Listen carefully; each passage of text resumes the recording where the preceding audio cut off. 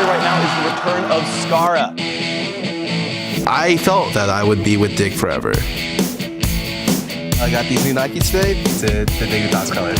They have to be happy about that one. Clear call's good plan, guys. Clear call's good plan. And that is it. Dignitas takes it into the top 4. He just understands like everything about being a pro player. I don't know. I don't like this. He knows exactly what it's like to be at the top and to also crumble. Dignitas announced that legendary mid laner Skara would be stepping down. He's already had a Hall of Fame career. Everything he's been through it, like he's been in my shoes. The rest of Dignitas should be out of time, but in fact it will drop, and there is a double kill for Skara. You want me to go like this? Skara looks to make an impact on the fight. There it is. Softens them up. Puts them down. Up until they lose the game, they're winning. So He just feels like a normal part of CLG now. This is going to be a really good year for him. All right, good luck, guys. I'm out. shooting off in the distance. Welcome to Week 4 of the North American League Championship Series, Spring Split. We're coming to you live in front of this fired-up crowd here in Los Angeles. And moments ago, we had Coast arriving at the studio. They are looking to snap a 4-game losing streak. And it looks like MASH may have brought a Valentine to the studio today. They, of course, are going to have to do that against CLG, who arrived a little bit late, but with their coach Skara here, it looks like coaching is a two-way street as Double Lift helps him with the tie there. They are fighting to defend their first-place position. Happy Valentine's Day, everyone. Great to have you with us for another action-packed Saturday. Hello, I'm James Patterson, and sharing their league expertise with us on the desk is Aiden's Irene Moon and Joshua Jat Leesman. How you guys doing today? Doing well. Looked like Skara hasn't done much tie practice. He walked in and was around his neck. I don't know if Double Lift is the best person to be helping him. I actually saw Double Lift failed, and they had to get Matcom help him with his ties. So it was a whole ordeal on top of the shuttle ordeal. We'll have to have a little, we'll have a little class later about how to tie your tie. I can't do it either. So. I know. I was looking at Oh boy. Well, let's take a look at the latest news from the LCS. After a 3-week suspension, Skara will be taking over active duty as CLG's coach on stage during Champ Select. Yeah, this is really for ceremony more than anything else, because Skara has been doing the majority of his coaching duties, which is all prep, at the CLG house. He has been their active coach for the last couple of weeks. Having him on stage is just going to allow them to bend a little bit more in Champion Select, but I know Link was taking over and kind of having final say in that already. So for all intents and purposes, we've seen Skara's results so far as a coach with the pick composition, with the rotations for CLG and defining their style. Now we just get to see Skara. Yeah, and I also wonder if it'll change the friendship aspect of CLG, because that is one thing that really changed for CLG over the offseason. I remember I had a long conversation with Double Lift after they lost to Dignitas in the 6th place match and were basically forced into the relegation about how he just wanted to kind of have friends again, which at the time sounded like a really silly thing to say for team. Oh yeah, I just want to be good buds with my team so we can be friends and get over issues. And it's like, isn't that how people thought about League like 3 years ago? Isn't it all about winning and just getting good players? But I wonder if you can have your cake and eat it too, because that's kind of what's happening with CLG. They seem to have good players in the positions, but also they're getting along, and Skara can add to that environment. Well, we'll see what sort of impact Skara has with our first game of the day. But there's another group that's starting to make waves. After sitting around the bottom of the table for the first 2 weeks, Cloud9 have climbed into a tie for 3rd place and are just 2 games behind the leaders. Yeah, so as far as Cloud9 looking better, it does begin and end with High. Because in the games they were struggling, he was dying all the time with needless deaths. And when they were at their best, even if High would die, it's not always a bad thing to die as long as it's for a purpose. Last week he didn't die at all. So he was actually a little bit too far on one spectrum of safety, because I think an ideal High world is where he's actually dying a little bit, because he was losing his turret and giving up a lot of pressure. Although they started off 0-2, 1-1, 2-0. It's all uphill from here, but you can't do better than 2-0. You can't do better than 2-0, but Cloud9 aren't the only team that started the split with high expectations. There were some other teams that have been struggling to live up to the hype in Liquid and Winterfox. Yeah, since Liquid brought on Piglet, they haven't been using him effectively, and they've been 1-3 since acquiring him on the team. They need to synergize more and actually accentuate his strengths and cover some of his weaknesses, because that's currently what they're not doing, and they don't synergize at all. They played against a Dignitas squad last week that was struggling themselves and had new members on it, but they played a pick composition, Team Dignitas did, And they were able to pick up the stragglers on Liquid that were just running around. They didn't have the communication. They were not on the same page. And that's how that squad was able to pick up the victory. So Liquid need to look at their shot calling, their communication, and their synergy. But that's not something that just changes overnight. You can't just be like, you guys, synergize. It's something that takes time, but we're already 1/3 of the way through the season. So I don't know how much better they'll be able to get in such a short amount of time left, because it's only 9 weeks total. Yeah, and the most troubling thing to me about Team Liquid is how they almost look to be trending in the wrong direction as far as team play works. And we talk about 80 carry score lines all the time, but I mean, week 1, 6-1-13 or 11 on Kog'Maw, week 2, 9-1-12 on Caitlyn, and then across the next 4 games, a total of 4 kills from the 80 carry. But specifically, like you were saying, getting caught out of position against Dignitas, mid laners going overextended. It's going in the wrong direction for those guys, but they have out a tough schedule. They play Teammate and Gravity this week, which maybe gives them a little bit of hope. Let's look at Winterfox now. Yeah, so for Winterfox in particular, that's another team that's kind of just trying to survive. And it's not the story that Winterfox fans were hoping for coming into the year. You have Pobelter and Altec, 2 amazing talents that are now going to be backed up with basically a bunch of Korean talents that are supposed to be coming in. Helios bringing over his brother. Imagine is their support. They boot camped in Korea. They're going to play in Korean, but it just hasn't happened. Those guys still aren't here. And they're just playing for survival, trying to do these little strange gimmick strategies, and it's clearly not working. So at some point, they either have to get the people here or they have to start treating Glebe like a full-time starter. Yeah, and Pobelter said himself that this is a summer split team. They're looking to just get through and then synergize later on. I think Liquid almost is in that situation as well, where they need that much time to get on the same page. Yep, might be time to reorient your goals for the season. We'll see. Maybe. If you watched last week's action, though, there was one play that stood out, and that was Wild Turtle's Dragon Steal from across the map. Well, this week, Reddit was clamoring for a reaction shot of Wild Turtle as he made that 1 in a million shot. Now, it took some digging, but we found the footage as Wild Turtle calls in the airstrike. Now, you asked for it, so here it is. Let's take a look. We see Dragon, they're going for Drake. Can you take turret. Yeah, that's fine straight. We can set up in the red side jungle. We can literally just take the red side jungle. Alright? Do you want to do that? I don't have any word. Holy shit, you got it. Nice. Surprisingly changed. It's just like another day at the office. We got the crowd going crazy. I was cashing the game. I was like, what is that? And that almost never happened. Well, the thing is, almost never. As an 80 carry for Wild Turtle, he shoots off the rocket, and then he pays attention to the lane. If you're watching the rocket, you're going to die. Exactly. So no one's actually paying attention until they see the thing on. He goes back to farming, and then everyone sees the little like, tooltip pop up. Like, oh, okay, Dragon's nice. He started to back at the start of that, and he's like, oh, I guess I'll throw the rocket out. And then he's like, oh, they're all doing Dragon? Let's just push. And they got so much for that because of that lucky play. Yeah, it is amazing how things can turn on a dime with that. Of course, we'll keep an eye on Wild Turtle again this week because he's only 3 kills out of earning his membership to the prestigious 500 Kills Club. Yeah, and the big thing is you can see he's got 10 fewer games than Double If, 14 fewer games than Cop. I like looking at this list mainly because it's the guys that have stuck around the NA LCS the longest and have still been able to perform at a high level.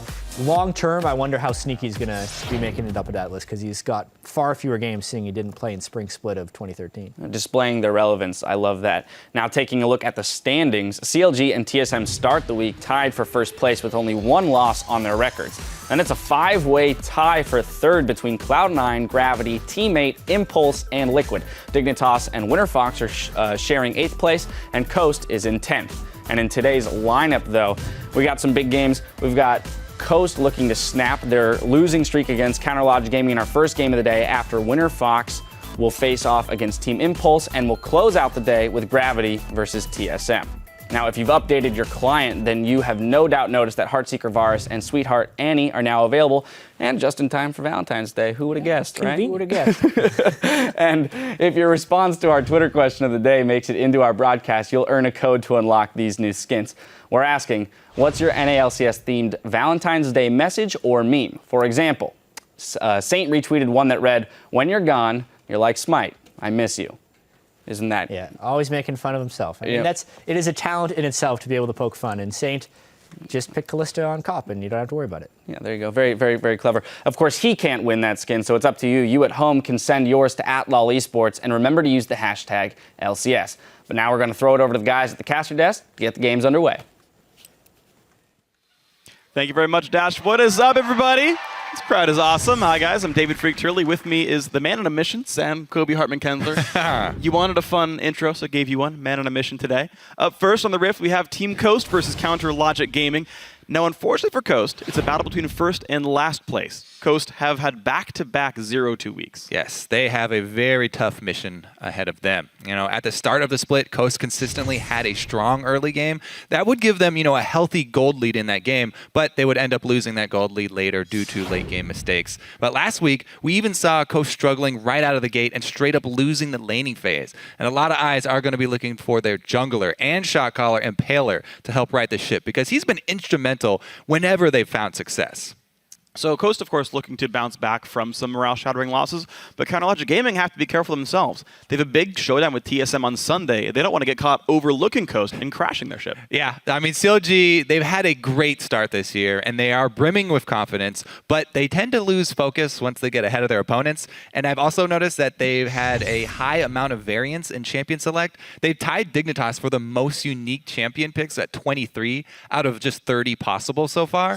And, they've tried a couple different strategies, and Link talked about how they prioritize things a bit differently than a lot of people expect them to. But since this game is against Coast, leading up to their big showdown tomorrow, I think that CLG will probably toe the line a little bit more today and pick more according to the meta. And, not only is Link a really big part for them in Champion Select, but he's also been performing really well in the mid lane, as we saw last week on those skill shot-based champions, Nidalee and Ezreal. He's topping the kill ladder here for North America. Yeah, you wouldn't have guessed it, but Link is actually being the bigger carry than Doublelift by a long shot. And of course, in League of Legends, though, you are almost never guaranteed a second act, but Skara got his, and he's embracing his job as the new coach for his new team.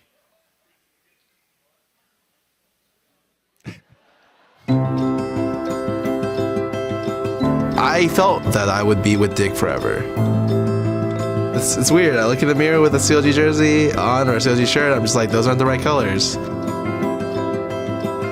I think the first week he was in the house is super weird. I wake up and I go downstairs and I'm like, what are you doing here? Scar coming over from Dignitas, I don't think it was really weird. It's just, Scar wanted something more.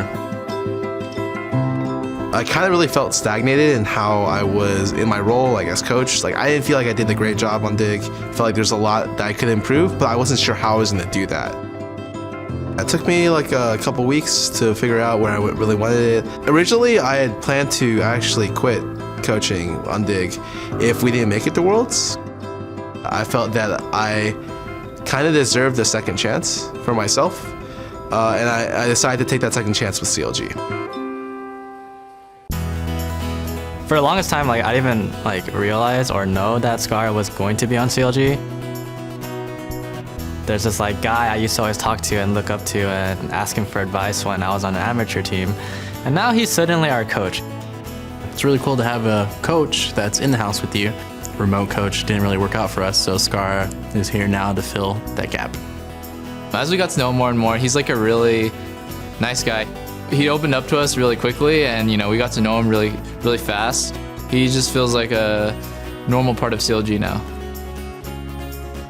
I definitely feel like the transition's already happened. Moving in, talking with these guys on a day-by-day basis, working with these guys on a day-by-day basis. I'm learning a lot. I still have a lot to improve on. I just want to make sure that they're focused and they're playing at their best.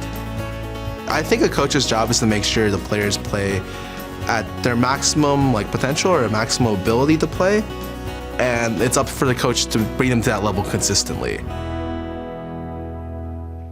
And so far, CLG's been pretty much exactly consistent.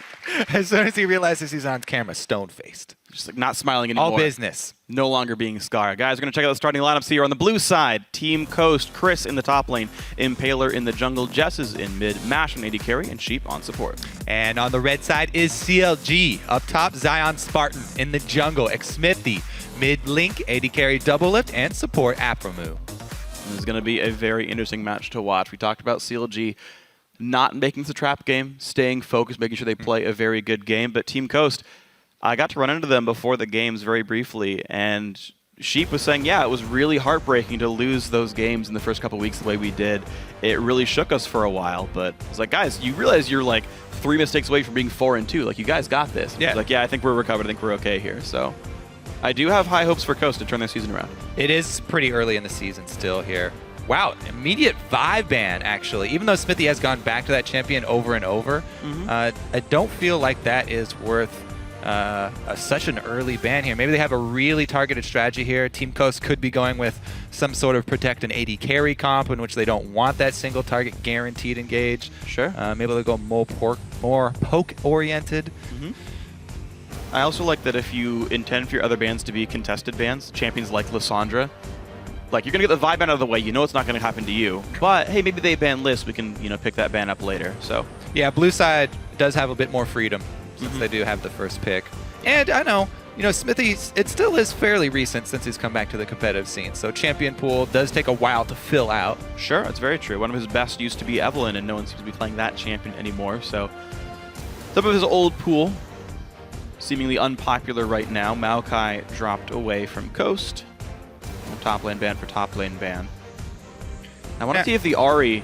Well, interesting. This is one of Jess's actually only assassins that he plays in the mid lane, and Coast themselves ban it. Yeah, they have a very specific first pick in mind here for Team Coast, because I would think that Ahri would be the perfect pickup for them, considering not only how strong the champion is right now, but also because, Jez definitely favors that one heavily. This makes me think Janna, because you're getting rid of as many of the reliable engaged champions as possible, so that you can play a disengagey, pokey sort of team. Rengar has also been a really big part of, the success that Coast found with Impaler. But there it is. Okay. Does Smithy play Rengar, though? I'm trying to think. He definitely has in solo queue, so I know he at least plays a champion. Okay. I don't know about competitive play if he's pulled it out yet. It's North America. Regardless, Kalista in North America. This is we've basically been the scene to adopt her the earliest, I guess. And pretty much all of the AD carries now in North America in love with this champion. Taking that one away from Double Lift is huge. Wow, but Counter Logic Gaming, they get Lynx Nidalee again. He's very happy with that pick. Oh, yeah. There's always a chance it goes to Zion Spartan, too. It actually is a good flex pick. Oh, yeah. And now, also flexing over to the jungle here, but with Jarvan, probably going to take that one for Smithy. Yeah.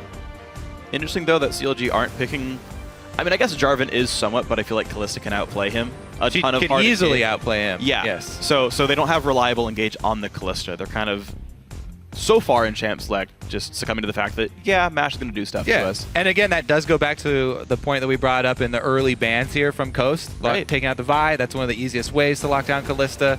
So you can easily see their clear path here. They were thinking Kalista all along. Lissandra and Vi, basically the two worst champions for her to play against because they have very easy CC to land. We'll see how good Mashmi can jump around Smithy's flag and drag, though.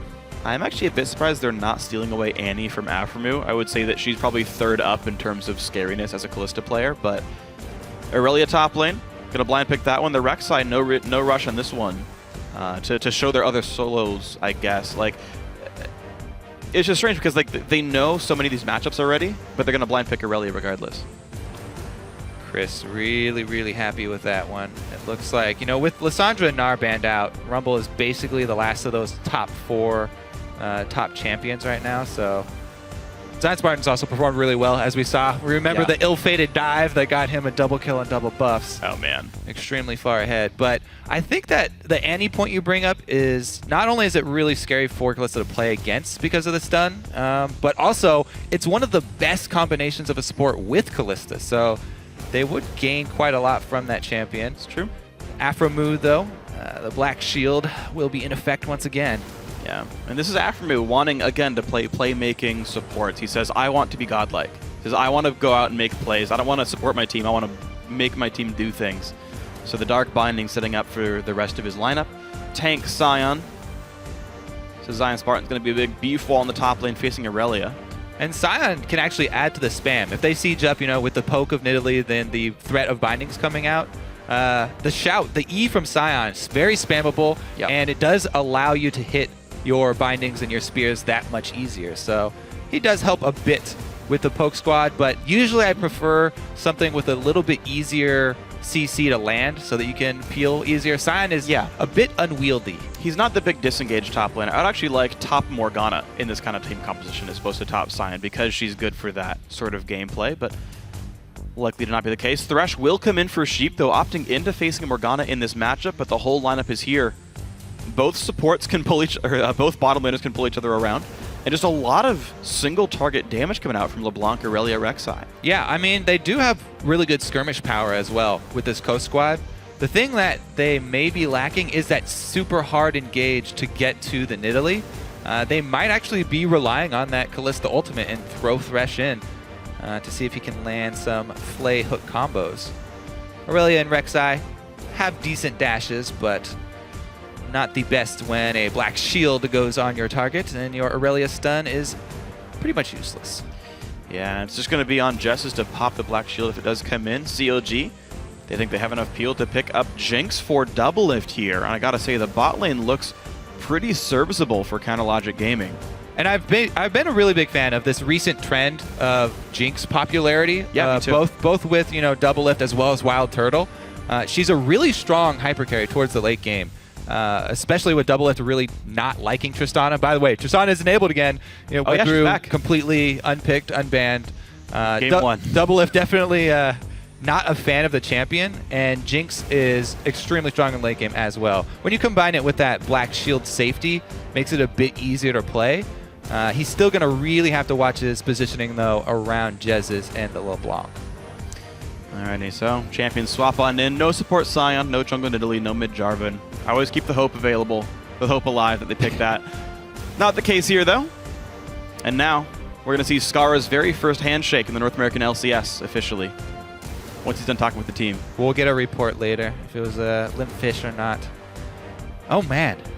Oh. He's going to wait around for it. Oh, nope. No, Skara.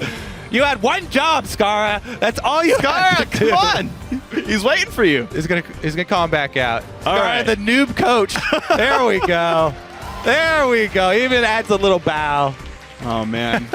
He was not aware of his team's level 1 strategy. The coach comes out and handshakes, then you invade red buff. Honestly, coaching is really easy in the LCS. You don't have to do much except for the end handshake there. All right. You did it wrong. Let us know how you guys think this game is going to go. Tweet hashtag CST win or hashtag CLG win, even though they can't handshake to @LOL Esports. And we will update the fan vote once we are on the Rift. All right. The other thing I really like to watch early in any game with Sion is where they're going to have Zion Spartan start out. Because the thing is, Sion is really easy. It's really easy for him to get that early level advantage by doing a camp, suiciding to it. But I always really am rooting for the other. Oh, never mind. Let's look at this here, as there seems to be a bush prepped. Yeah, Zion Spartan stunned up there. The engage happens already. Flays the team backwards. CLG, they're looking to fight this one. Rockets doing plenty of damage. Double lift. Chunking the team out, and CLG's still chasing him down. Yeah, this invade isn't done yet. Ooh. All right. The accuracy could improve from CLG's skill shot so far, but they've got a whole game ahead of them to fire those out. Looks like they're going to be safe to take over this blue buff. So, guys, it does take a village to feed an 80 carry. Aftermoo credits the whole team with allowing double lift to be all that he can be. Peter, when he was playing in the past, I don't think he had the right people around him to succeed. He would always take it upon himself to carry the game because, everyone's looking to him to do well. This guy's our best player. He's got to do well all the time. So I felt like that was a lot of stress on him and didn't help him play as best as he could. Just because, if you're relying on one person in a team game, it's going to not bode well. So most of the time that the teams that succeed are all cohesion at an all-time high. They trust each other and everyone's there at the same time. But this year, now that we have our roster that I helped pick with Skara, it's definitely much easier for Peter to excel. And he doesn't have to rely on solely his skill. He can just, outthink the opponent with our rotations, macro play, and stuff like that. All right, well, speaking of rotations and macro play, CLG do get something akin to a buff steal here. And standard 2-on-2 lanes up top lane. Yeah, a lot actually went on during the talk there from Aframu. CLG did see the duo lane from Coast head up due to their deep wards, but they had already committed top laner and jungle to this blue side. So Zion was able to start with half of a camp there, sharing it with Jarvan, and then having to use his teleport to get to lane. So Coast have an early teleport advantage, but it is a little dangerous here as Impaler goes to try and recoup a second buff in enemy territory. Smithy, though, stopped to get the crab, so should be okay for Impaler. Yeah, so I do want to see if Impaler is able to grab this pretty easily. Looks like there's not going to be anyone trying to stop him with a blue buff, so buffs do get traded equal at the start of the game, despite CLG getting to steal one at the beginning. Smithy will not contest whatsoever. Zion does not try to defend it, so 2-2 on buffs. No big risks taken. Yeah, so they didn't try and make use of the Zion passive either. Not getting unnecessarily low and suiciding to anything. Going with the double jungle. Since they called the swap here, answered 2 versus 2, we won't see the early tower dives or early roaming supports either. So the junglers will have pretty much the full say as far as the roaming plays go this game around. We'll see, though, because CLG are really big fans of having their dual lane, double lift and Afro move, shove their lane up quickly, make use of their laning prowess, and then gain a small window of time for Afro move to go roam and affect the map with those highly skilled bindings that he can fire off. That's true. But meanwhile, though, the bottom side of the map kind of seemed to be all Impalers. He's still 2 camps away from Smithy. Smithy walked in the jungle, realized there's nothing for him to do there. He stepped on a tunnel, meaning Coast knows he's on the bottom right corner of the map. Yeah. Plus, Smithy did leave a ward deep in that blue side. Or Impaler did. Yeah. Here comes the early roam from CLG, though. As expected, they shove up their lane and immediately try and take advantage of those few seconds that they have, the little breathing room. Okay, there's the hop. He burns a little bit of mana, and that's about it. Ooh, Smithy puts himself in turret range. He's going to take 2 turret shots for that one. Forced to flash away. That was over-aggression by Smithy. Yep. Just misjudging the tower range right there, I believe, for Smithy. And good play there from Chris to make him pay for it. They get a flash off of the jungler. Not the biggest deal, but it is a little bit of a win. So far, Summoner Spells advantage going here for Team Coast. They still have that teleport advantage, only for a little bit longer, as Zion did use his to the tower. Yeah. Chris did use his flash in the escape, though, so if they can repeat gank, which looks like Link is trying to do here, as he hops over towards the Krugs, maybe they can set up a play. Chris is low. Zion under the turret. They're looking pretty aggressive. Shield goes on. He pulls aggro early. Link's not going to land the javelin, though. Okay, so if they wait that long and the minion line is there, they don't get a clear spear from Link, then you really need to abort as soon as the spear does not land. So CLG not overextending.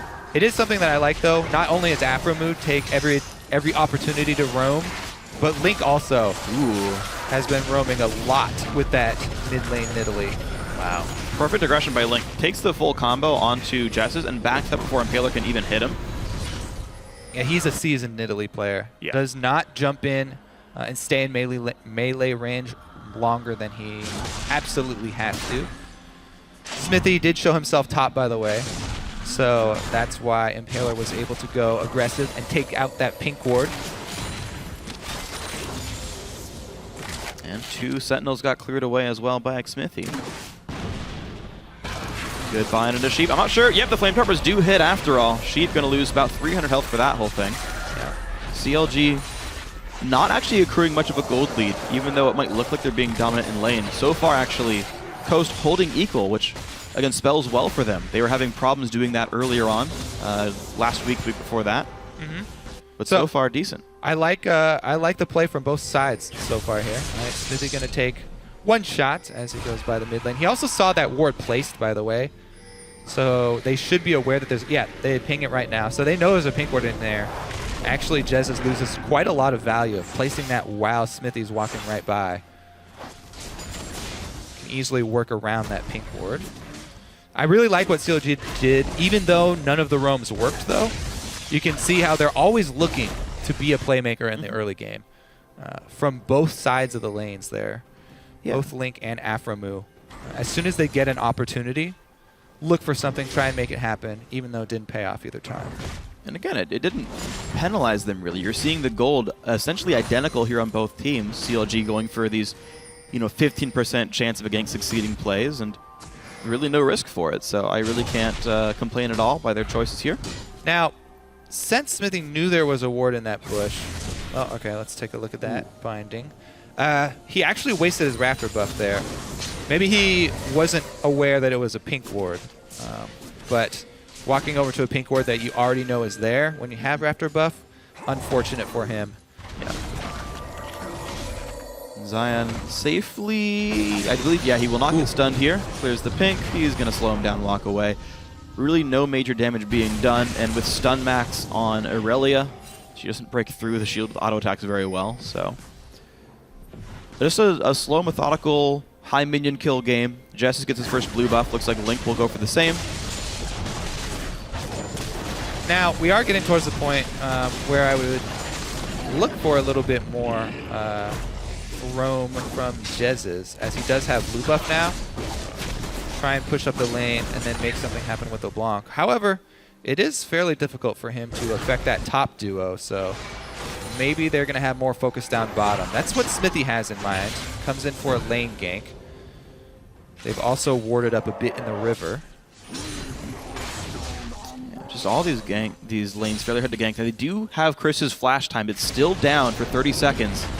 There's the slow, there's the knock. He cannot flash away, so is the CC good enough? Chris pops ulti, but he's stuck in Cataclysm, jumps to a caster minion, still running, jumps to a melee. Chris dodges a Zion Spartan, ultimately gets slowed. In comes Impaler, the counter gank means first blood. Now Zion Spartan forced to run. He does have flash, does he need to use it? He does. Beautiful play by Chris, and an even better counter gank by Impaler. Wow, finesse over brute strength in that bottom lane matchup right there. Very good play from Chris, utilizing Aurelia's dash to outplay Zion completely. We touched on the unwieldiness of the champion.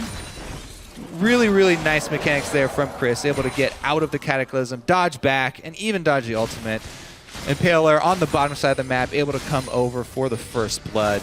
Pretty big opening here for Coast, and we said a lot of emphasis is going to be put on that early game for them. They've been focusing much more. Oh, speaking of focusing, though, a lot of stuns. Got focused on the Mash, but he's able to hop in. Great flash by Afro, but Mash does get away. Pops the Thresh back in, hooks an Afro move. Coast start the game 2-0. And just literally another 2v2 outplay here from Coast. Beautiful job there, utilizing the Callista ultimate. Let's see this time, though. Smithy really wants to make up for it. There's a ward here, and he just had to clear one in the tri-bush as well with his Raptor buff. So Coast, again, another 2v2 outplay, another small lead. Now, these are kills that are going to affect their lanes and make the laning that much easier, but they haven't gotten global objective quite yet. We'll see if the gold difference can translate into an item that they're actually able to utilize. Ooh. Well, we'll have to see when the recalls come in. Chris, he's got to know. Got himself a Sheen and a couple more wards. That's all fine. Link getting some damage. No, Jess is. Yeah, Jess is just stepping a little too close right there into the swipe range. Taylor kills another pink ward, though. And he does have Rek'Sai ultimate available as well. So this move up top from Smithy up into the blue side jungle, while it is timed with the lane swap back as they send Aurelia top, you always have to keep in the back of your mind the Rek'Sai jungle. And do you have all of the tunnels cleared out? Oh, wow. They're clearing out the tunnels right now, so Chris has to know they're up there. Goes aggro onto double lift, and the binding hits the minion. The bind. He's stuck behind the turret, though, but in comes Smithy. The rocket misses. Chris is safe. The dragon goes to Coast the whole time. Coast can do no wrong this game. Well, these are just pure outplays, too. You can't take anything away from the players of Coast. They are very focused this game. Really good job there, taking advantage of the commitment top, by the way. It wasn't when they saw everyone from CLG appear in the top lane. It was when they started seeing the tunnels go down. Smithy was stepping on all the tunnels to make sure that when they went for the dive, Rek'Sai wouldn't pop up. But by doing that early, it notified Impaler that they were up top, so they go for the dragon. And now they're going to look for a dive onto Sion here. They should actually just focus down the turret. And so far they are. They are. 200 health. Sion does not. He does have ulti, but he gets hooked in, pops it. He's going to get away. Yeah, there's not much you can do to stop that besides throwing your body in front of him. And nobody able to do that this time, so they take the objective cleanly. Dragon plus the first turret for Coast to go down. So they've evened up turrets, and they have the dragon lead. And with 1,000 goldie thanks to all their early kills, life looks good for Coast fans here. See if they can keep this one up. This is, again, this has happened so many times for these guys. They've only managed to convert it convert it into a win once, so you still have to be very afraid of their mid game here. CLG, though, with a rare early deficit. Not typical for these guys. Taking the dodge the other way. Yeah, CLG, on the other hand, this is another one of the teams that has always had the early laning phase advantage. Usually, from their cross-map play, this time around, they were just purely outplayed in lanes. 3 versus 3 down bottom. I don't think Coast can actually get a kill, but they can, you know, defend the turret at least. Okay. And so turret stays alive. Rex, the ult down doesn't mean too much. Chris now under an enemy turret, but he's got no one to kill him. Teleport comes in from Sion, though. No aggro. Ulted under the turret, though. Captain's doing a lot, and yeah, he's got nowhere to go. Pull turret aggro. Nice, I guess, gank. Yeah, I mean, there are no minions around. His flash was down from the last time he was able to escape. So good job of CLG capitalizing. Oh, hold on, though. Link already burned his hop. He burned his flash as well to get away. Does escape, and after he's going to hold the lane for a bit. Let's see what they can do with this teleport advantage here for Team Toast. Because Dragon is down. Oh. That was nice. Doublelift does not have flash. He goes down right away. Mash gets his second kill of the game, and that's going to be a blue buff steal on top of it. And there's the drawback of these AD carries that do not have their own built-in dash. If you do not have FMO near you, you do not have your black shield to rely on, then you will be an easy target for the Kalista Thresh combo, who have a ridiculous amount of mobility, both being able to save the other in any dangerous situation or extend for a long hook like that with the ultimate.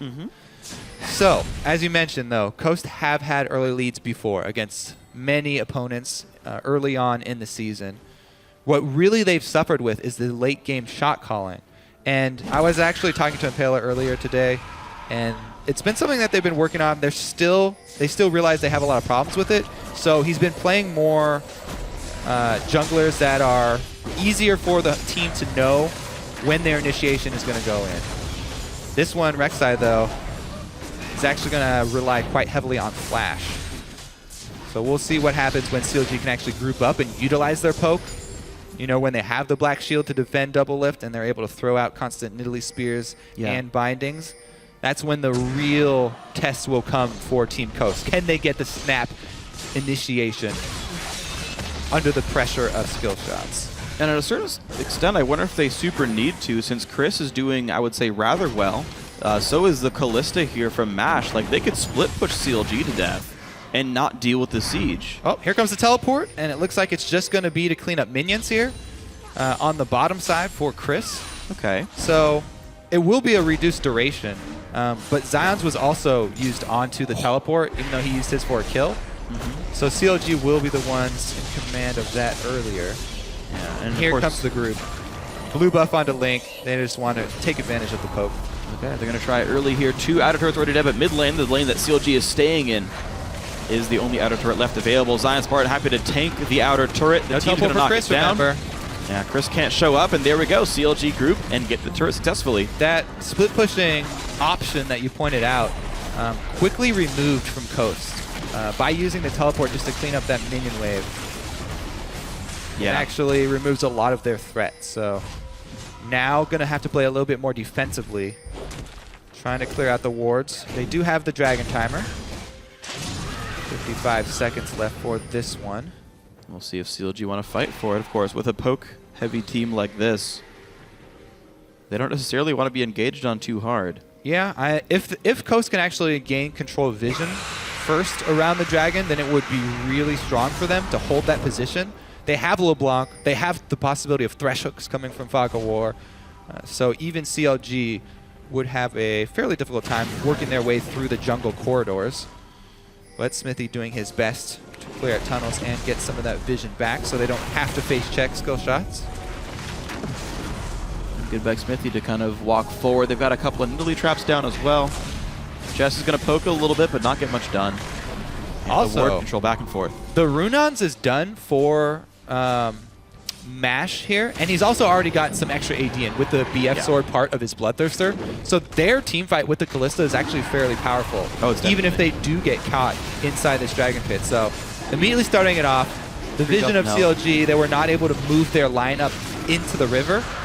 So another clean dragon here for Team Coast. And they don't even have to pay with turret destruction or anything. Like, minion waves only equal right now. They'll get to mid in time, although CLG are grouped up. Coast actually misattributing their players. Thresh and Kallisto are far. Yeah, so let's see. How quickly can CLG push through this turret? Because Kallisto's walking over right now. Chris uses his ultimate for wave clear. Jumps on Smithy, a lot of damage down into Jarvan. This might mean CLG has to run. Zion's partner is getting blocked off as well. Forced to flash and then ult away. Oh, that binding was actually crucial because even though Sheep looked like he was far away, he has flash right now. He was looking for the flash hook. Didn't get it because he got hit with the binding, but they still have the health advantage, and they're looking to answer turret. Coast immediately re-engaged, but the health bar is dropping quickly. Chris tanks a Javelin, and it seems like Counterlogic Gaming will be able to defend this one, so neither team making great headway in their mid-sieges. CLG, though, not wanting to stop just yet. Coast take this time to get control over the northern jungle. You're seeing a couple of wards down. Now they own the north side rotations. Ooh, spear barely missing. Oh, there's a flash engage. The Doublelift forced to flash away. Chris gets on him, and there's the first kill pick back into the knockup, though, as Zion and everyone else comes on in.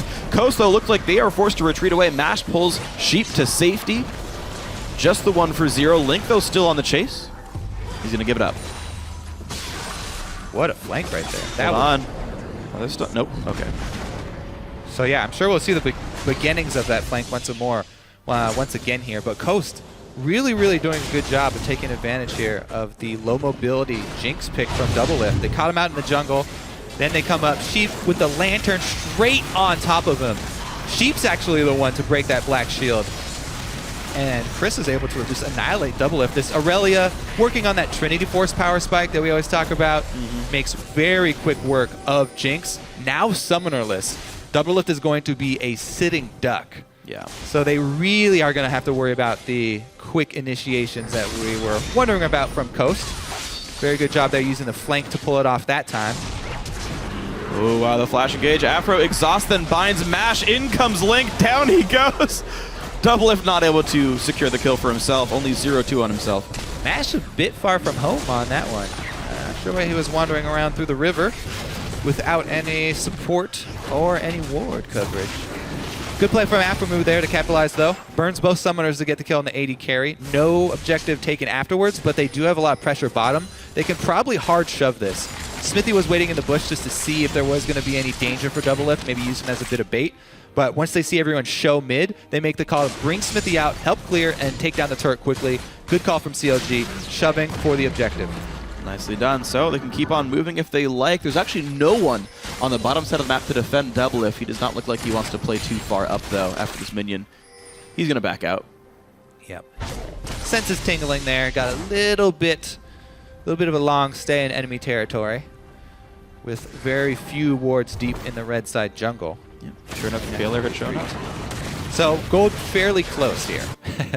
After all is said and done. Really the big difference is the dragon, and if the third dragon goes to Coast, it'll benefit them quite heavily in the team fights because they are relying on everyone jumping on Doublelift very quickly, Impaler and Chris, to take him out. If they have that extra speed, it will make their flank easier to pull off, as well as the all-in. So, and that being 3.5 minutes away, roughly, you gotta wonder, does CLG start prioritizing vision on this area of the map? So far, not a lot of wards. They haven't been able to keep their waves pushed up to get these wards in the southern jungle. Okay, 2 minutes on Dragon now. Even though it is so close, Coast definitely with a pretty good handle on this game. Anytime the more poke-oriented teams do get behind early, you have to be really careful about your vision.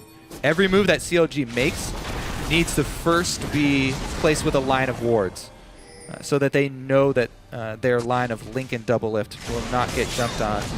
Well, Zion got jumped on. Chris pops the shield in one hit. And that top lane is so heavily pushed in, it's very easy for Coast to control the north side of the map. It's not the side by Dragon, they don't need it as much, but... Yeah, I mean, they can control a lot of the neutral territory, but they cannot threaten turrets very easily. No. Even though there's not a ginormous amount of wave clear on CLG, it's very dangerous for Coast to get up there because they have the short range Kalista, and not a lot of pressure on turrets. but they do at least have the ability to like toss a lantern every wave and just say hit it, and if they show up, just click it and get away. Yeah. It's fast enough to retreat that I can't see CLG landing a reliable engage on MASH while this happens. But right now, Coast do not seem willing to expose themselves to that. Jez is maybe getting a couple LeBlanc pot shots off on the turret. Chip down fairly slowly. Chris, though, the Aurelia, the pressure here from Trinity Force Aurelia is gotta be careful, though. Top. The team's coming up. Let's see how Link is able to do. Knock up Javelin. Link. Oh, the Q! Chris gets away from the leap. Link can try again. Lands another spear. Good stun by Chris. He's Afro coming in. Save that. The binding will miss, though. Ulti gets popped. Chris does not have flash. This stun's going to land. The kill's going to Link. What did Coast do in the meantime? Not much. They got some free farm on Callista, but it's a fairly far pushed wave. So CLG do not sacrifice anything for committing everyone up top. Pretty much going to... Uh-oh, there's only two of them. Cyan charges in and breaks the line. Doublelift is not going to go down to Jess's. Impaler tries, gets exhausted, gets the Q just barely, and somehow Jess's didn't die. I have no idea how that happened, but he managed to survive with a flash. Oh, go to the tunnel! Impaler, wrong side of this one, trying to kite away from Link. Yeah, doesn't go for the tunnel, doesn't get out. Just the 1-for-1 on the backside of that. So, yeah, just a 1-for-1 trade. Again, though, they attack Doublelift, and they get another summoner out of Doublelift. His flash is constantly being burned on cooldown. Dragon up, though. Let's see if they're able to do this. Coast still retaining control. Scuttlecraft down for them. Yeah. They stole it away from Smithy despite him flashing. They go for the engage, though. Hook comes in. Teleport in. And here comes Chris, knocked up by Smithy. He's going to try to run away. Oh, the Javelin did hit, but Smithy forced a flash to his own turret over the wall. They got the jungler. They got the jungler low enough, and they have Callista. Ooh. He has BT, though. He should be able to lifesteal off this. That would have been his life. If he was had his back to that rocket trying to do Dragon, he would have been pro. Impaler able to ult back into this one, so Coast might look good here. Smithy half health, remember. Of course, so is MASH as well as Jess's. Logic Gaming really want this one. Coast all coming down the left-hand side. Scion ult is down. Smithy's is up, though. Impaler looking to tunnel through the wall to get this one. Goes in, doesn't get the steal. Yeah, they're not going to fully commit to that because Callista was in position. They were just going for the steal there. Rek'Sai tunnel in into a lantern out. Did not want to challenge CLG, and that's actually fairly big for CLG. As we said, taking away the third dragon as well as getting the percentage buff for themselves at the 25-minute mark. Finally starting to feel that one. Coast did take advantage, though. They had that mid position. A little bit of damage on the turret. At least they managed to equalize the outer turret score there, but Logic Gaming putting the kills back closer. They were down 2, now they're only down 1. They finally got a dragon on the board, denying that important number 3 from Coast. Makes me think it's been going pretty okay for CLG. Yeah, that was a fairly tense little mid period there for CLG, but now that they've secured the neutral objective, they can feel much, much better about getting blue buff on Link and going into a more stable 5v5 heads-up laning experience there, going up to a turret. We'll see if they can land poke before the next engage. Coast have actually littered the bottom side with wards in preparation for that dragon, so it was huge for CLG to actually come out with that objective and not lose anyone. If they had to walk through that jungle up to the dragon, it could have been very, very painful for them. Callista, though, could still be a problem in the team fights. It's going to be all up to the dodging abilities of MASH and skill shots from CLG because they have no point and click ability to lock down Callista. True. Even Jarvan Ultimate, she can jump out of it. So Smithy can get the damage on her, but he won't be able to keep her bottled up. It's also interesting to note Impaler's build here. Basically, the Hexdrinker second really delaying his tank stats quite a lot, really wanted to be a damage dealer, and this could get punished by Link Black Shield. Nope, planted himself out. But Impaler really wanted to make himself a threat into the back line, wanted to pick off Doublelift and saying if he goes down, so does all of your damage. Yeah, and again, it's either Doublelift or Link.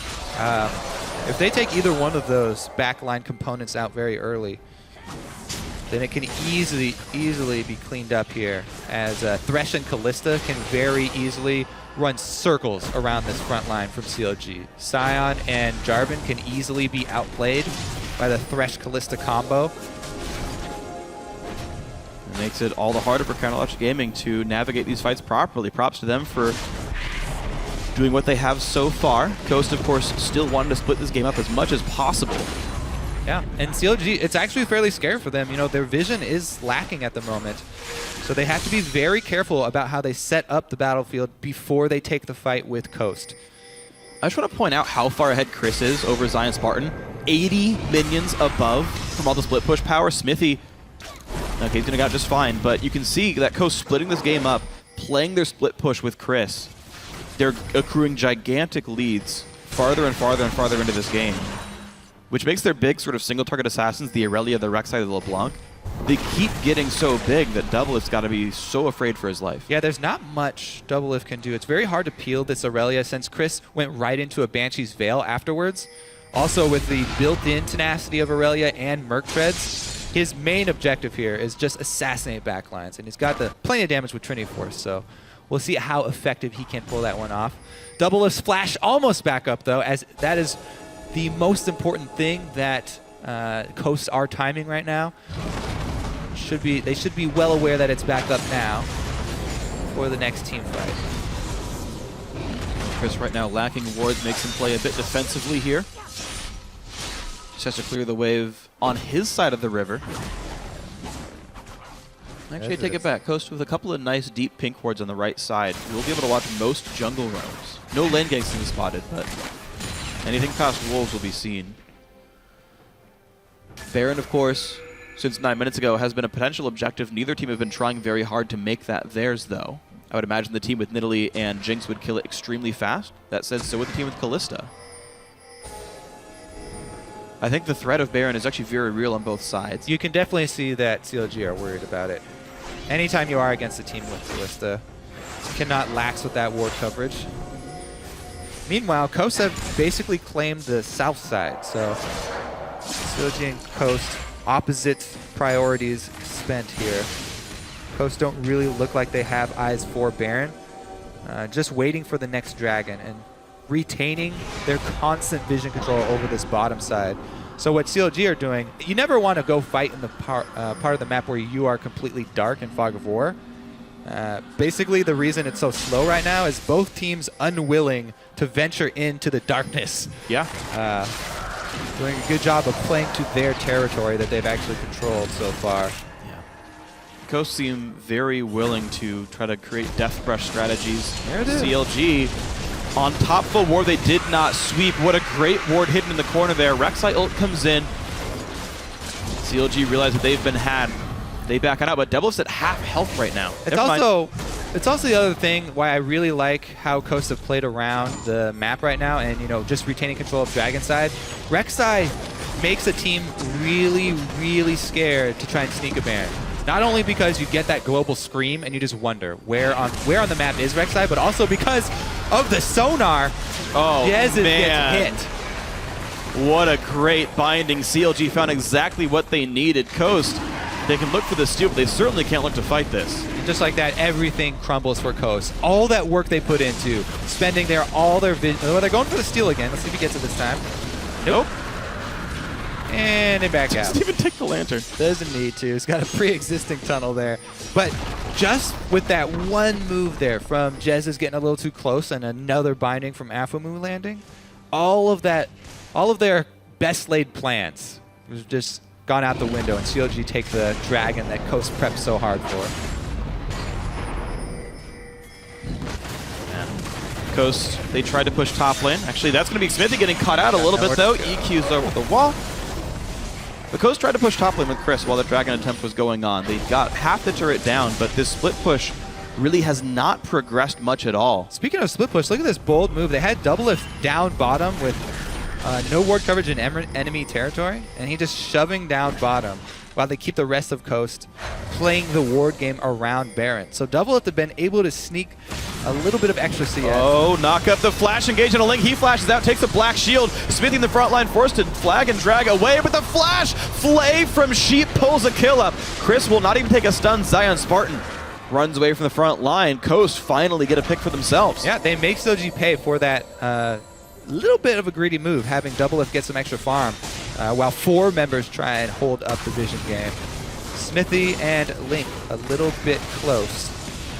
Smithy's the one to pay the price, but now they've gained position on mid. But is anything really gained for it here? It's still a 5v4 with no Smithy there. Chris walks up Zion, so tanky. Chris forced to disengage because of all the damage output from Doublelift. Yep, the main components are still there for CLG. It's hard to get inside, especially without the flash from Chris this time around to be able to actually close distance.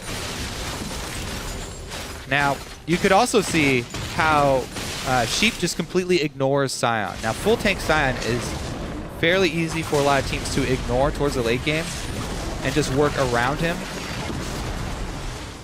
Jens is actually taking a pretty good chunk out of him. And they can't easily work through him, though. Lubov does get taken by Counterlogic Gaming, and Impaler still wants things to happen, but Smithy is going to be able to rejoin the team here. Chris still playing very forward.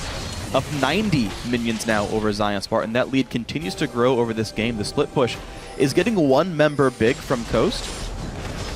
But so far they've been able to play around him well enough that maybe that won't be good enough for Coast. They're going to start Baron here. Control is theirs.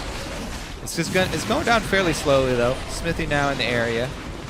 Now, while Kalista can pretty much secure the last hit on Baron, they don't have a really strong tank that can take full hits. Because Aurelia did go, early training for us, not full tank, and Impaler, a jungler, also had that Hex Drinker fairly early that you talked about.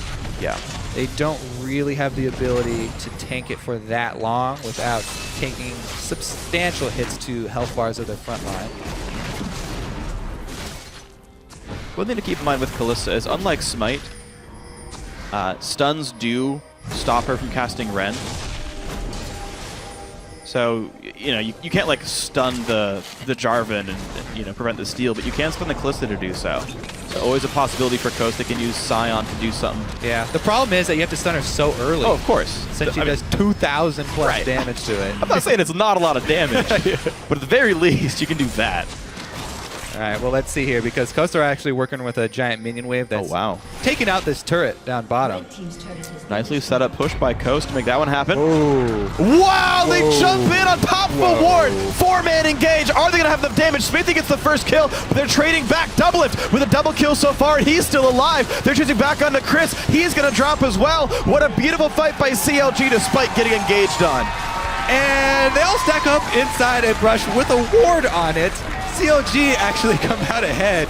We're definitely going to need to take another look at that fight because that's going to be a huge turning point. CLG with Baron, this is the poke squad. This is the squad that wants to siege up around turrets. Now that they have Baron, this is going to be a very big swing in the game. And we're finally going to see a giant change in momentum here. This fight, with them all being on the ward here. Now, Coast have complete vision. There's one knockup straight. It should go into Impaler knockup, but they don't get Doublelift. Look at Doublelift on the backside, dumping out damage. Everybody just kind of jumps in, and the bars are all stacked right on top of each other. So even though they do take out Link early, which is great, the AD carry, Jinx, on the back line is firing the entire time that fight. She's doing 4x damage. But keep in mind, she's doing quadruple the damage normal. I mean, because everyone's on top of her. Yeah, and that's like, they were perfectly clumped up for the rocket explosion. How often do you get that with Jinx? Very rarely. And even though CLG were grouped up, by them being grouped up, it kind of forced Coast to get in there, everyone melee range. So Jinx Q, Jinx R, Morgana ulti with Zhonya's, like so many good things actually work. And this is what I like again about poke comps is you play really good counter-engaged champions. You play champions like Morgana that say if you go in, you're actually going to get hit by some really powerful ultimates. I mean, if you're going to get that much value out of your Jinx in a team fight, then it doesn't even matter if your mid-lane poke champion gets taken out early. I mean, Link, he didn't get to do anything there because he was right on the front lines, but Doublelift with the heads-up positioning, back away from the rest of the team, and that earned them a very, very easy Baron, and we'll see what they can do with it. Still worried about these picks and hard engages here. There goes one hook, but they don't want to commit to it. Ward gets swept, and CLG want Dragon number 3 for themselves. And once again, Coast can try to steal. And they go for the double commitment this time. Bringing everything. Jez's plus Impaler. Great coordination. Eventually, you're going to get that steal. Just keep trying. That was Dragon number 3, by the way. That all-important speed that we talked up. But it's a Baron buff siege right now. Zion Spartan taking the turret. It takes 3 turret shots just to break his shield. Oh man, this siege is going to be hard to deal with for Coast. Yeah, Jinx damage will melt right through that. Link with the blue buff here. They should just be fairly patient with the siege because they have the Baron buff. They can wait for bindings and spears to land. Oh, that's some damage though. Jess is though also forced away, so jungler and mid laner. That's a great trade. CLG will take the life of the mid laner for the HP bar of their jungler any day, and they're able to get a really easy inhibitor. Whoa! Chris, 100 health left on him from the Jinx ulti, but that's going to be enough for the inhibitor to go down. And CLG with the Baron buff make quick work of the first inhibitor. Yeah. Superior sieging team with the Baron. Going to be very happy days for them. Let's see how much CLG can actually get with their true sight inside red side jungle here. This could be very dangerous for Coast. Everybody heading up towards the opposite side of the map, though, so CLG wasting a bit of time. They will not catch anything today. Yeah, they're not going to invade in the jungle. They're not going to get behind Coast. They're going to stay safe. But the tier 2 turrets, only a matter of time before CLG tries to take them down. With the remainders, actually Baron buff is gone, but they're still ahead quite a bit. Yeah. The weird thing is it's only a 2,500 gold lead. It just feels like so much more. I think, well, it's because of the way that the champions that they chose in Champion Select play out here for CLG. Much easier for CLG to siege up on turrets, and it makes it really hard for Coast to get that flank around. They really would benefit from, you know, fights more out in the open where they can get Chris from the side. They can get Impaler an easy avenue in. But when they're bottled up in a secondary turret side lane, CLG are just throwing out skill shots. Very easy for them to poke down Coast. Oh, stun and double lift right before the black shield comes out, which doesn't seem to matter. CLG going to take another outer turret, or another tier 2, I should say. Bring them to about a 4,000 gold. Hooked onto Smithy, but just not enough damage is dealt. There's no follow-up. Mash, forced retreat back, so does the front line of CLG. But now comes work onto the inhibitor turret. Down to 2/3 health. Once again, in goes Chris, looks for the back line. Will they have enough, though? Jess is joining the fight. Chris, though, with the root, goes down right away. Smithy, can he get picked off? Looks like the answer should be yes. Mash trades back. Both teams lose a front liner. Double lift goes in, not going to find the damage, though. Ooh, they have health bar advantage, but the turret at half-life, they won't be able to finish it off too quickly here. Double is going for it. Oh, they have the teleport to rely on. Wow. Second inhibitor turret goes down. Nicely done by CLG and Zion Spartan. Now will they try again? Jess gets rooted up a little bit, has to once again retreat. Another hook onto this Zion. He's so incredibly tanky, just refuses to go down to these team fights. Nash not able to rend him. Another flash hook. Just simply ults out, but Impaler catches the 2-man knockup. This could be the fight they want, but no, Sheep already drops Impaler, forced to run away. That'll be a kill for Link, double kill for the Nidalee player. Now it is a 2 versus 4, and CLG have absolute control right now. Chris up in 4 seconds, but this inhibitor will fall first. Yeah, that's going to be double inhibitors, and CLG should retreat after this one. Go spend all the cash that they just earned. That should be a plenty of money, more than enough for them to finish out their siege. And man, for Coast right now, really, really looking for some miracle death bush play. Try and get some vision advantage. Maybe everybody wait inside of a bush and pop out right next to CLG. They still have a lot of damage. You know, they can burst out the back line. But again, they have to be wary and make sure that they're keeping track of both members of that back line. Not just Link, but Double Lift as well. No flash on him. So they have a small amount of hope. One thing that hurts Coast quite a bit, though, is their lack of ability to kill tanks. You look at Smithy's build. You compare him to Impaler. Impaler went for the Sight Stone, the Hex Drinker. He's not very durable. Smithy went straight tank, right? GA. He's got a Randuin's Omen, just a very beefy guy. Zion Spartan huge as well. And what's unfortunate here is there's no Infinity Edge on Mash. There's no tank busting really on this team from Coast. And that's just according to his role in the game. Smithy's main job is to soak up damage. How many times on the front line have we seen him be the recipient of the hook, him be the recipient of the burst from Jez's? That's exactly what CLG want.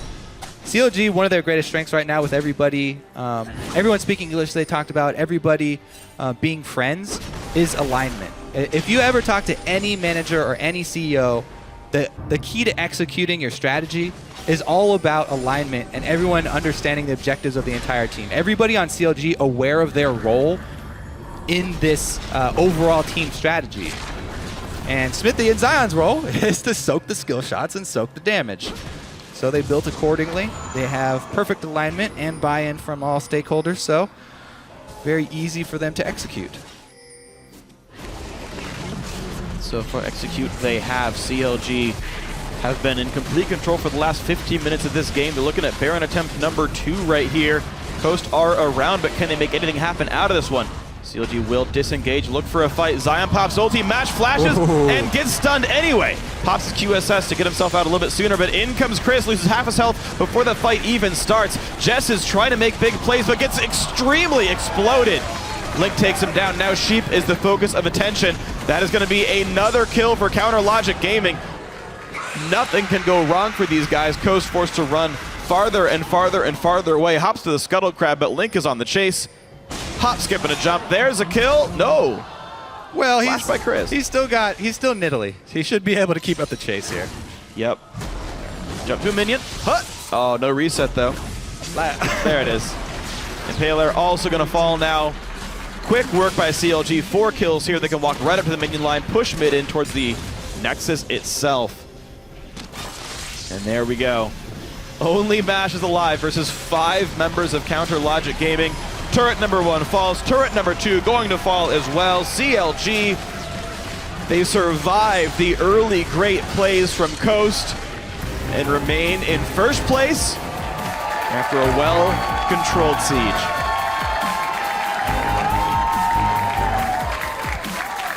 And I think that was actually very telling. CLG, for once, not just coming straight out and crushing early on. Yeah. You know, don't have a lane swap to take advantage of their opponents as far as moving across the map. They don't have the lane dominance, you know, being outplayed. Straight up, they just got outplayed on both side lanes. But still, they were able to keep calm, and everyone played their part in the strategy. And it was really that turning point. As soon as they got the team fight to win and take Baron, they're the poke team, they're the siege team. At that point, it's really clear path for them, and they just stuck to the plan.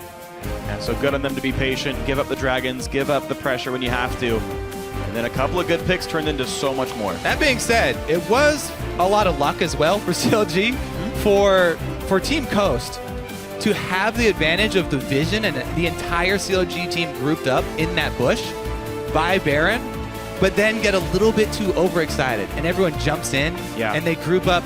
They had no battle plan for this huge advantage. I mean, you can't really ask for a better advantage than to have a full vision of your opponents with them all grouped up, but they rushed it a little bit. They got a little bit antsy and they did not target Doublelift. It was basically the entire story. Yeah, that was the one guy they actually couldn't focus. Of course, smart of Doublelift to be in his own brush off by himself, but yeah, you engage against a team that's ready to fight a 5v5. Again, Morgana, Sion, you group up for the big CC ultimates. When Coast are very single target focused, they opted into honestly just a bad fight. And that was the one mistake. Like CLG, one mistake, yeah, you give CLG a lot of credit. They were able to capitalize on that one giant botched team fight and take that and execute the rest of the game. And that's what a really strong team good. That's what we expect from high-performing teams. So game number 4 of Coast winning the game up until they lose. This season, 4 of their 6 losses now, they almost had it. Again. It keeps happening to Coast. They are so close to beating all these great teams, and there's always something that picks them apart. And it's heartbreaking to watch that be their season so far, but they're still in 10th place. They still have so many good-looking games, and every single time it crumbles. Yeah. They definitely will learn something from this one, though. I'm sure they'll revisit that. Yeah. And next time they're presented with that much information, they'll take their time and actually communicate. You know, maybe somebody target Doublelift, go around from the backside, get a flank on. Perfect opportunity for a flank there.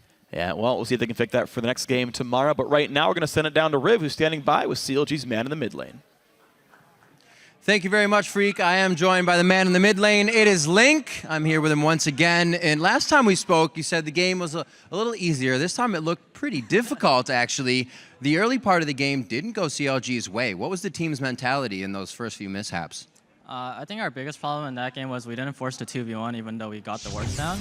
Our plan just basically going into that was, well, we wanted a 2v1 Coast. But they actually did something that, well, we kind of expected them to do, but we responded, I guess, wrongly. And then, well, that's why our early game kind of went weird.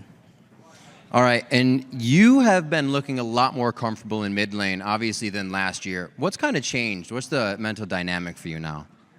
I think just having like a team who really wants to win and just like try, like the team atmosphere itself, and we have like a coach that isn't like remote.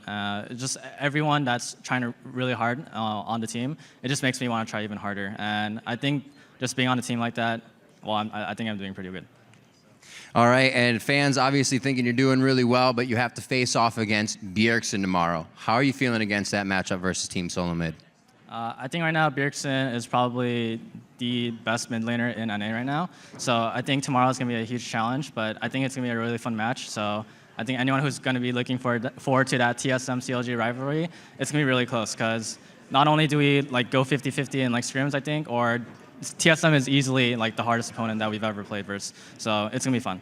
All right, Link, thank you very much. I'm actually going to get a quick question in with Skara here before we end the interview. Skara, your team has put a lot of faith in you. A lot of these guys saying, even Link, that they came to you in the beginning when they were getting to go pro. What kind of pressure does that put on you, and how does it make you feel? It just makes me feel like as the rest of the team improves, I should be improving along with them, right? Like, I'm not the perfect player, I'm not the perfect coach, but as they grow, like, I grow with them, right? And I think that's the big thing to take away.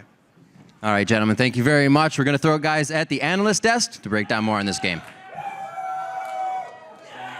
Thank you, Riv. I like to hear that, looking at growth as an entire team and organization for CLG. A win for them there, but Coast didn't give it to them easy, and I want to look at Champion Select because I feel that Coast's bans were pretty indicative of their first pick, Kalista. Yeah, we were going pretty crazy here on the desk. Saw the Vi, Jat's like, that's a good one. And then they banned Lissandra, and I'm like, whoa. Does MASH play Kalista? And then they banned the Ahri, and that was a dead giveaway because that's a Jez's champion. And when you have this type of ban phase going for you, you want to have them last ban the Ahri because the threat of Jez's.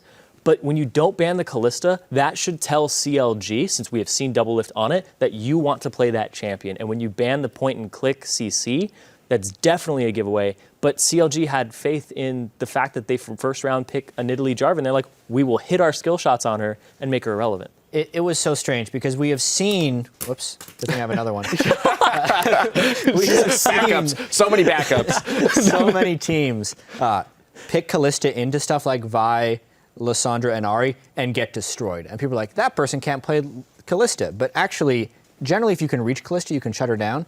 So I was really scared for CLG in the early game for giving up Kalista and actually not banning it because their last ban was Gnar. I thought for sure they just banned Kalista. But CLG has so much faith in their ability to outplay the opponent. They were like, okay, they'll have Kalista. As long as we can get Morgana and we land one bind eventually, we'll kill her.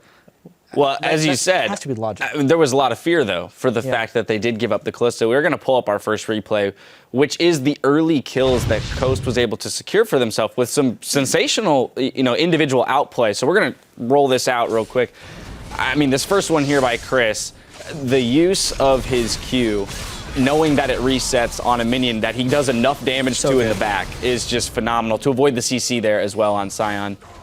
And then, whoop. Right back to the other one. I mean, a total outplay. Then Zion and Spartan can't even get the ult. At this point, you're kind of starting to think, yeah, this is a game CLG could lose, especially here when they're able to turn around the binding onto Kalista. Just the presence of mind here for Sheep to say, okay, I'm actually going to fire myself back into this fight. Right, we got this. Let's go. It was absolutely beautifully executed there. Taking the lantern, flashing out of the tether range from MASH so he doesn't get stunned, being able to do the Fates Call and throw him back in after Afro had burned his flash, so they knew there was no escape there. It was really beautifully executed, and you said CLG have faith in their playmaking. I think they might have been a little overconfident there. And that's why it kind of seemed like they might lose this game from a viewer perspective because they had a composition that required them to outplay the opponent, and they were actually getting outplayed. Yeah. In the post-game interview there, Link, we suspected that they actually did want a 2v1. He confirmed it. So that does change your decision-making in-game a little bit. When you're reacting on the fly, you do tend to make a few more mistakes like that, or you're more prone to being outplayed. But then again, CLG still did win. Right. So I want to figure that out. I want to figure out why that happened, because all signs point to that should have been a Coast victory, coming out with Aurelia ahead of Sion, then, growing his CS lead to 90 CS as well as the kills advantage. Kalista was 3-1 while Doublelift was 0-3 at one point, and yet they didn't come out with victory. Coast is becoming the poster child for not knowing how to end games. The first 2 weeks, they had gold leads in all of their games. Last week, they fell even farther and didn't get the gold leads, but this is a return to that beginning problem. And Zyring can probably go into it a little bit. Yeah, I also think it's how they allocate their gold too, what they spend it on. Zion Spartan, all armor. He did not have a hint of magic resistance except for his boots. But then you look at things like what Chris was building, what Impaler was building, prioritize magic resist early. Then later on, they were like, let's build some armor. And then by that point, Doublelift had already gotten off the ground by farming. And vision, I think, is actually the biggest thing for me here. I talked about item builds, but vision in your inventories and vision on the map is huge. They are not pushing up and then putting vision down when they get those turrets. They pushed up, they meandered around, and that's why Chris has so much CS. He had like 80 up over Zion. He's pushing top lane, and then he's doing nothing. He's pushing, backing off, because he doesn't have the ward control in that side of the jungle to continue his pursuit of the turret, and then they don't capitalize on it. It's really confusing to watch them play. Coast are good players, but as it stands right now, they're not a good team.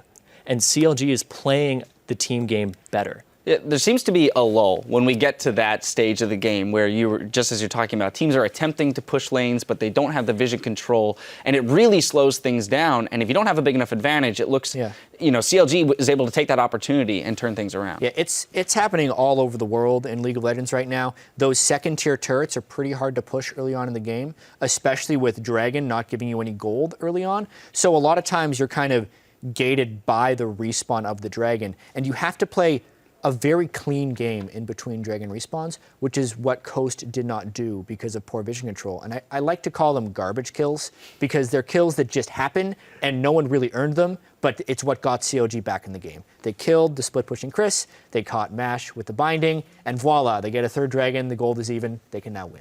All right, I do want to jump into our second replay, which is the 35 minutes in around Baron. Because I know, Zyrene, you want to break it down a little bit in terms of positioning and the engagement as a whole. So we're going to pull that up. Yeah, you're going to see here, it's a great engage here. Like, it's the right decision to take a fight at this point. But what we see is Doublelift, he stands off in the side brush, and we see Sheep walk up, he scouts this, he's all right there sitting on top of ward, boom, gets pulled in. They actually see this coming, because Mash is on top of the ward. They know that they're about to get engaged on, but Doublelift just puts pop shots in there, and Chris does not go on him. Chris does not stun him, Chris does not stop his damage output, and that is huge, because the output of a Jinx is much higher than a Kalista in a standing still team fight when everybody's on top of each other because of the splash. That fight happened and it surprised all of us, because previously, CLG had swept a ward out of that brush. They move away for a second, and somehow Coast gets a ward in. So CLG should have been caught completely unawares. And they were, except Doublelift just happened to be in the right brush. And Chris, we've talked about this a little bit. He's either the greatest player, he had a 10-1-10 game on Aurelia when they beat Winter Fox, or he looks bad. And this time, he did both in the same game. Yeah. You can't be both, Chris. He destroyed early. And then in that pivotal last endgame team fight that swung the game, everyone's in a clump, and the main damage dealer is over here, and you're a single target damage threat on Aurelia. Hit the dude killing your team. Don't just walk into the ball of death. And Exactly. walked into the ball of death. So unfortunate for Coast. Things were looking good for them. They still are on that losing streak. CLG, though, holding on to their first place position. Keep it tuned right here, though, and we'll see what the Winter Fox says when we come back and they take on Team Impulse in our second match of the day. Stay with us. I feel like we need Dude, I hope they change that picture over there of Reggie with his arm raised to they dye his hair pink in the picture too. Oh my god. Jumps to a melee, Chris dodges a Zion Spartan, looking to get slow. In comes Impaler, the counter kick means first blood. Oh, knock up the flash, engage on a Link, he flashes out, takes a black shield. Smithy in the front line, forced to flag and drag away with the flash. Don't move, don't move, don't move, don't move, don't move, don't move, don't move. The Coast to make that one happen. Wow, they jump in on top of a ward. You guys got this. Sheep, exhausting match. Close. Chris. Get Baron. In comes Chris, loses half his health before the fight even starts. Jess is trying to make big plays, but gets extremely exploded. CLG remain in first place after a well-controlled siege.